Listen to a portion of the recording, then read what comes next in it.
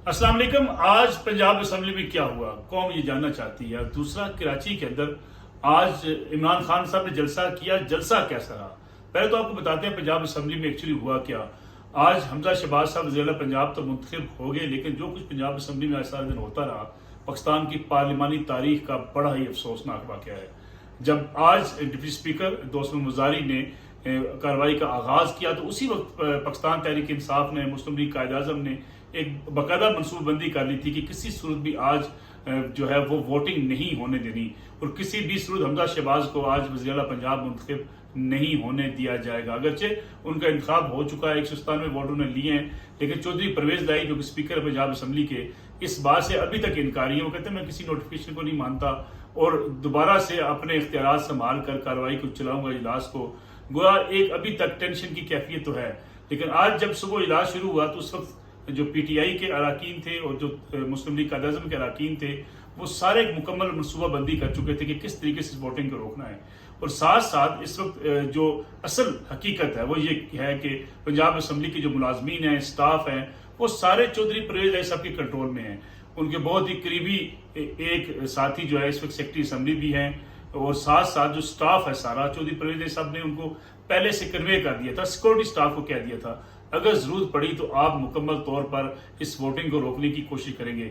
इसलिए जो ही deputy speaker बैठे स्पीकर की चेयर पर, तो पीटीआई के अरकान ने फौरी हमला कर दिया, उन्हें कुर्सी से गिराया गया, उनके बाल नोचे गए। नदीम बसरा साहब, उसमें जाजी खान साहब बड़े पेश थे, और उनकी कोशिश ये थी कि किसी तरीके भी डिप्टी स्पीकर को जख्मी किया जाए ताकि ये कार्रवाई रुक जाए और किसी सूरत में वोटिंग ना हो सके। जिसके बाद डिप्टी स्पीकर को जब घेर लिया गया, उनके डाइस पर कब्जा कर लिया गया, 7 ख्वातीन आ गई, उनने उनके डाइस पर कब्जा किया, तो असेंबली की कार्रवाई रोकना पड़ी। जिसके बाद मुजारी साहब ने आईजी पंजाब को, चीफ सेक्रेटरी को खत लिखा कि उनको सिक्योरिटी दी जाए, उनकी जान को खतरा है, क्योंकि हाई कोर्ट के आर्डर्स मौजूद थे कि ये दोनों अफसरान यकीनी बनाएंगे आज जो वोटिंग होनी है। उसके बाद जब पुलिस वहां पे आ गई तो एक नई जो प्लानिंग ऑलरेडी मौजूद थी, उसके मुताबिक चौधरी परवेज लाई ने अपने सिक्योरिटी के स्टाफ को बुला लिया और उनको कहा कि वो अब मुस्लिम लीग नवाज के अरकान को रोकें, जिससे एक बड़ी शदीद लड़ाई का आगाज हो गया। उस लड़ाई में पुलिस भी अंदर मौजूद थी, लेकिन ख्वातीन अरकान असेंबली को डाइस हटाना मुश्किल था, इसलिए ख्वातीन पुलिस एहलकार भी बुलाई गई। लेकिन जो सिक्योरिटी का अमला था उसने फिर धावा बोल दिया अपोजिशन के अरकान के ऊपर, जो कि मुस्लिम लीग नवाज से वाबस्ता थे और उनके इत्तेहादी पीपल्स पार्टी के लोग थे। लेकिन जब उनकी तादाद ज्यादा हुई, जब प्रेशर पुलिस ने सपोर्ट की उनको, तो फिर एक ऐसी धक्कम पेल हुई जिसके नतीजे में जो परवेज लाई साहब ने जो लोग बुलाए थे उनको पीछे हटना पड़ा, और इस पीछे हटने की वजह से चौधरी परवेज लाई साहब को भी धक्के पड़े। और रिपोर्ट ये भी किया जा रहा है कि एक रुकन असेंबली ने चौधरी परवेज लाई साहब को थप्पड़ भी मारा।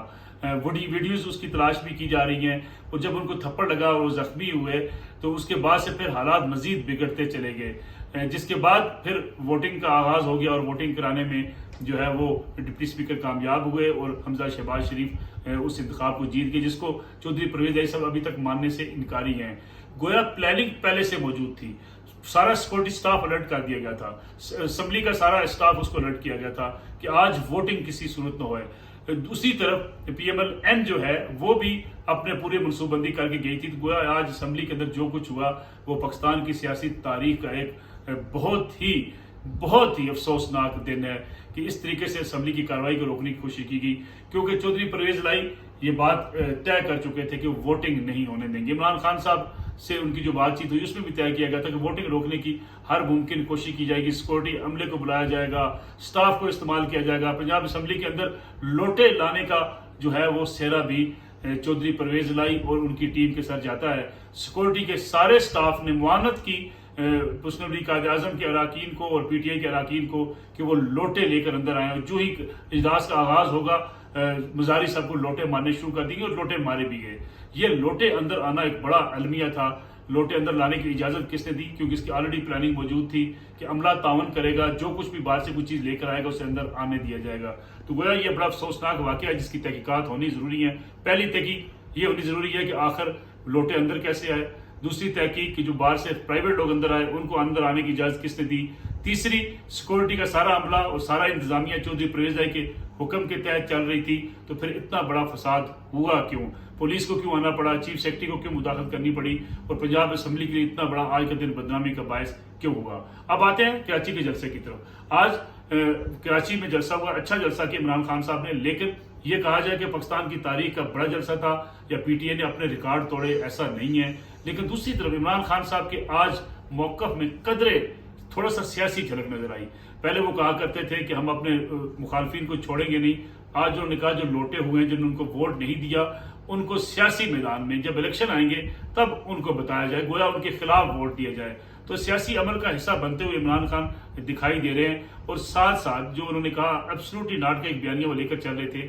आज उन्होंने वजाहत कर दी कि इंटरव्यू में उनसे पूछा गया था और इमरान खान साहब ने तब कहा था कि मुझसे अगर अड्डे मांगेंगे तो मैं इनकार कर दूंगा और एब्सोल्युटली नॉट कह दूंगा।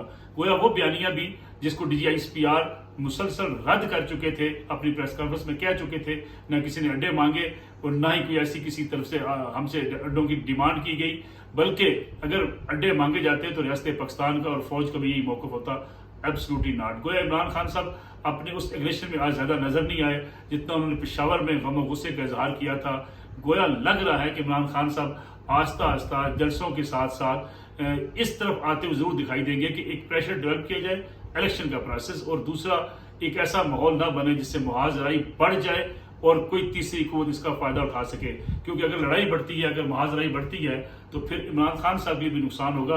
वो टारगेट मुस्लिम लीग नवाज को तो कर सकते हैं, पीपल्स पार्टी को कर सकते हैं, लेकिन आज हाथ होला रखा थोड़ा सा इमरान खान साहब ने। खास तौर पे DGISPR की प्रेस कॉन्फ्रेंस के बाद नजर आ रहा था कि इमरान खान साहब के मौकफ में थोड़ी सी लचक पैदा हुई है।